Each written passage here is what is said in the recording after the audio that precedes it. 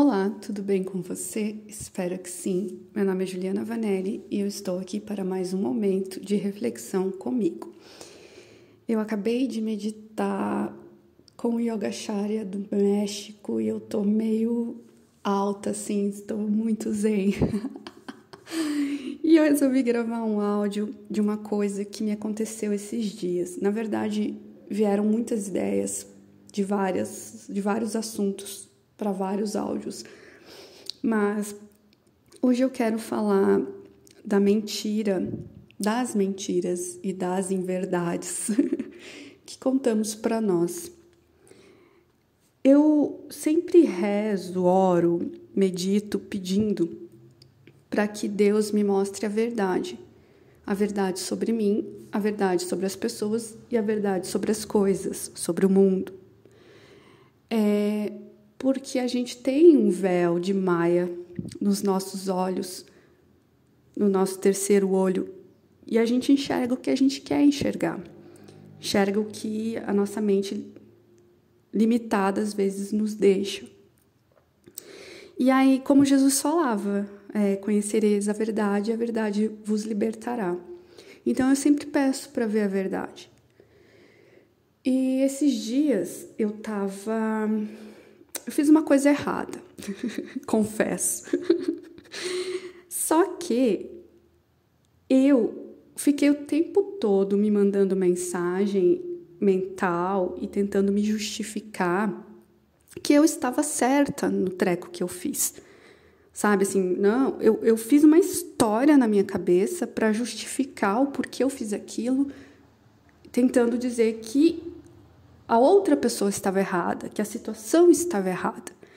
E na mesma hora me foi mostrada uma situação que eu vivi com uma pessoa que criou uma história e viveu essa história que era uma história mentirosa.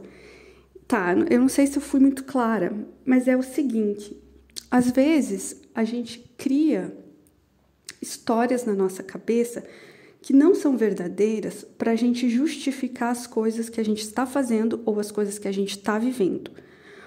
Ou eu chamo isso de vitimização ou falta de autorresponsabilidade nossa. E não adianta, a gente passar a mão na nossa cabeça, né? Eu falo que eu não passo a mão na cabeça de ninguém, imagina na minha, eu não posso passar a mão na minha cabeça.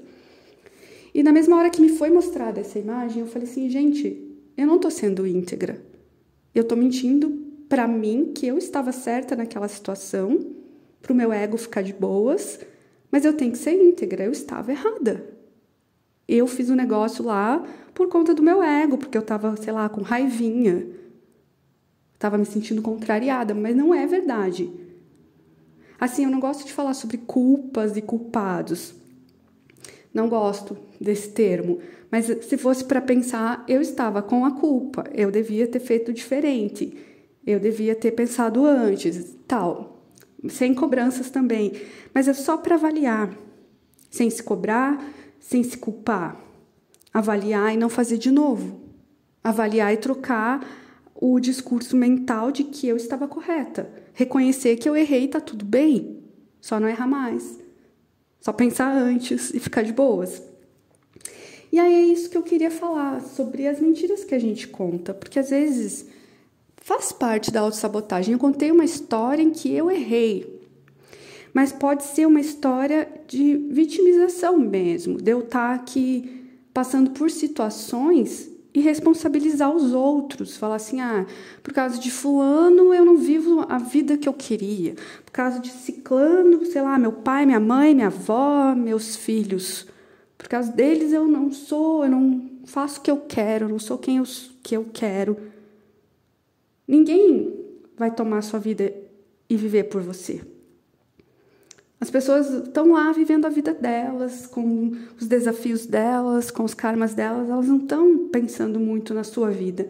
Então, você não fazer as coisas para não ser desabonado pelos outros, não tem sentido. Né? Esperar essa validação, essa aprovação. Você tem que viver o que você quer, a sua verdade. Isso é integridade. Viver a sua verdade, seja ela qual for. Certo? Eu também pensei em falar hoje sobre cobrança e tal, sobre várias coisas, mas eu vou deixar só para falar sobre essas mentiras que a gente conta para nós.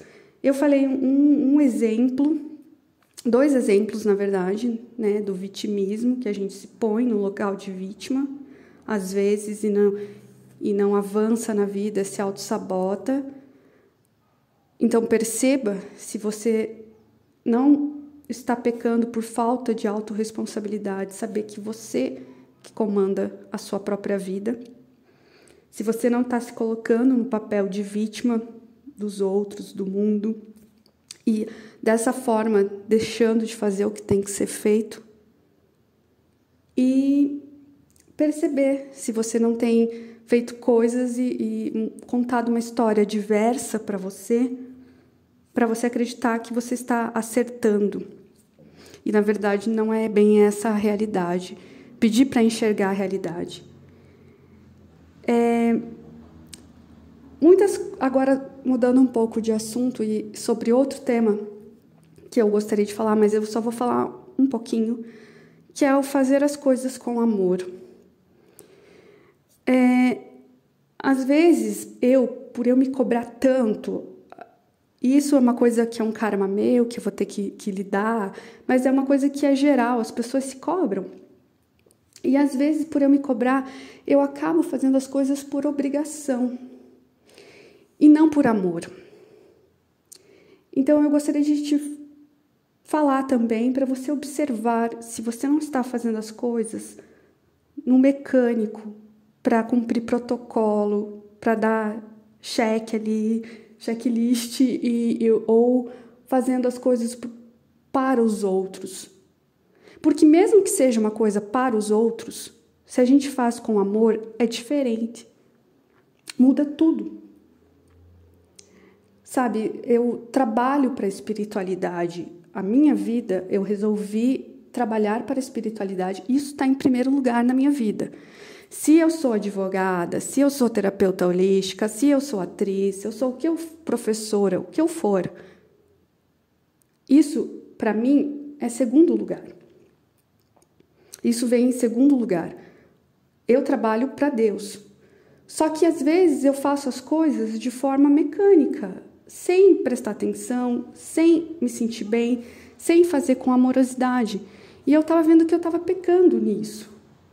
Tudo que a gente for fazer, seja a menor atividade, seja lavar um prato, seja, sei lá, tocar piano, varrer uma casa, tem que ser feito com amor. Porque isso faz bem para você, isso faz bem para quem está perto, isso faz bem para o universo. É encontrar um porquê em tudo que a gente faz. É estar presente. É isso, gente. Um beijo.